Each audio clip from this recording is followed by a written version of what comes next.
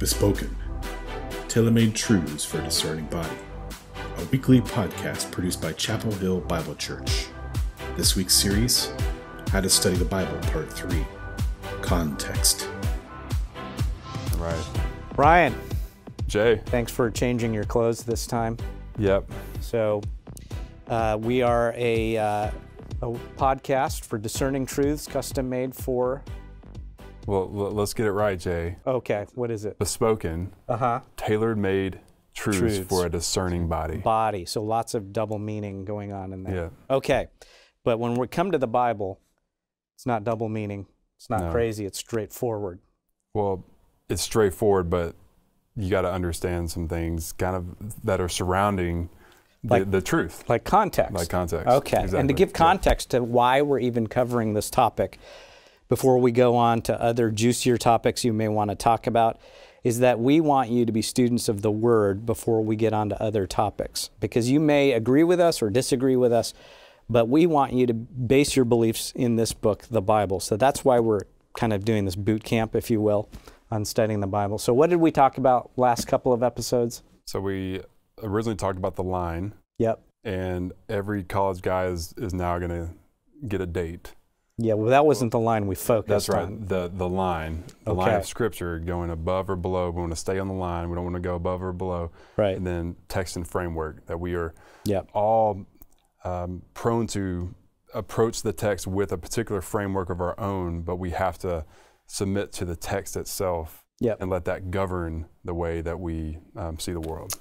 So that begs the question, how do we make sure we're doing both of those things? So let me start with a story.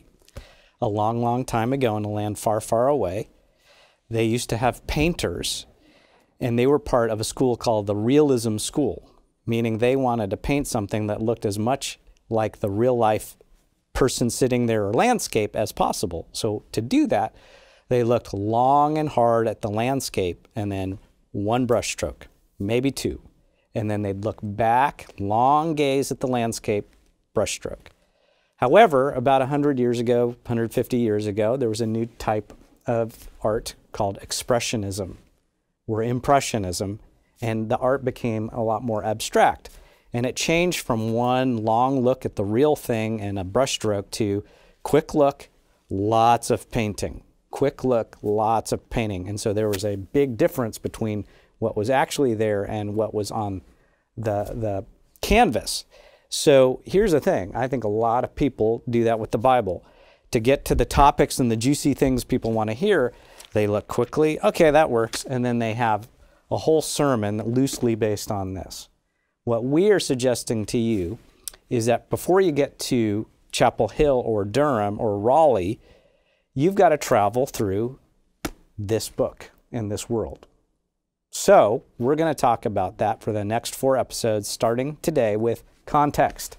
So what you're saying is God wrote these words originally to a specific people at a specific time in a specific place in history. Yep. So before it's about you and me, it's about them back then. Okay. So we're going to look at how you look at context, and there's 3 elements that determine our context. Okay. Number 1, the literary context. Number 2, the historical context. Number 3, the theological context. So Ryan, when we're talking about literary context, you've got a passage of Scripture. I've got my Bible open to Job. So you're studying Job 12. What helps you figure out the literary context of Job 12? What helps me figure that out is the way it's written. So this is Hebrew poetry. Yep. So it's wisdom literature. Yep. So expound on that, Jay. Yeah, so you're looking at what's the type of literature. This is poetry. What comes before this passage?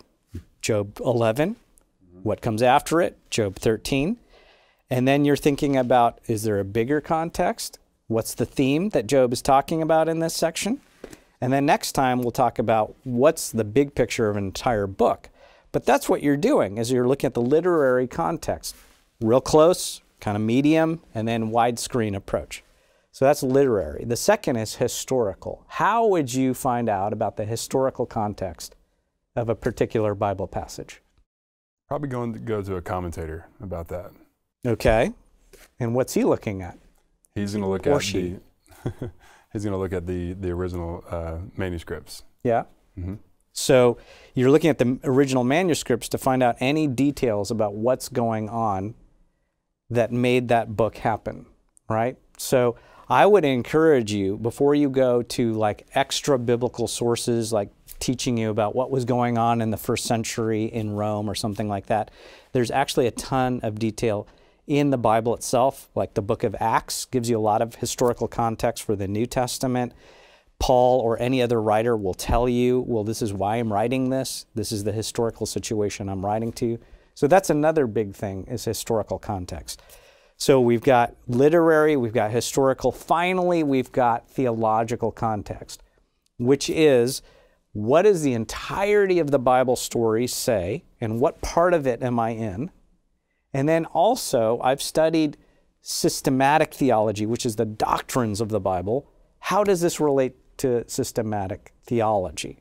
So that's the third part. And again, you're going to have to study each individual passage according to those things, but if you will do that, what's the literary context, what's the historical context, what's the theological context, that will force you to take the long look at the portrait or the landscape, and then you take the one brushstroke, okay? So before you get to your teaching, your sermon, your own personal Bible study, you're making sure it's a nose in the text. Let me situate this passage. Okay, so we want to make sure that we're putting on the shoes of the original hearers of this text and listening very, very closely to what's going on there, so we can hear what God was specifically saying to them before we jump to how do we live this out today. Bespoken shoes. Bespoken shoes. Tailor-made for them and then retailored for us. Well done. Okay. Next episode, Mullah decline.